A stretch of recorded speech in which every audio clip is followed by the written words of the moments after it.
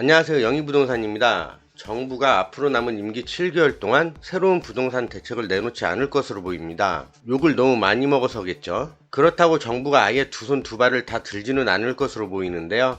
세 가지 대책에 기대를 걸고 있는 것으로 보입니다. 신도시 사전 분양과 부동산 대출 억제, 금리 인상에 기대를 걸고 있는데요. 정부가 인천, 계양, 남양주, 진접, 성남, 복정, 의왕, 청계, 위례 등을 시작으로 올해 32,000가구, 내년에 3만 가구 등 올해와 내년에 걸쳐 수도권 3기 신도시 등에서 모두 6만 2천 가구를 사전청약으로 공급합니다. 여기에 사전청약 대상을 기존 공공주택뿐만이 아니라 공공택지의 민영주택과 서울 도심의 공공복합사업으로 확대해 나가기로 했는데요. 정부는 이와 같은 대책을 통해서 젊은 층의 패닉바잉 수요를 흡수하는 등 주택 수요층에 관심을 돌림으로써 공급 불안감을 상당 부분 해소할 것으로 기대하고 있는 것으로 보이네요. 이미 젊은이들의 멘탈은 전부 나간 상태죠.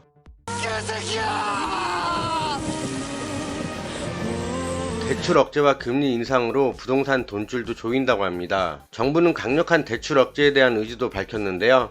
은행에 목줄을 쥐고 있는 금융위원회는 작년 10%포인트 가까이 급증했던 가계대출을 무슨 일이 있어도 올해는 5에서 6% 수준에서 고삐를 잡겠다는 방침입니다. 이미 올해 상반기 가계대출 증가율이 8에서 9%였던 것을 고려하면 하반기엔 3에서 4%로 억제해야 하는데요.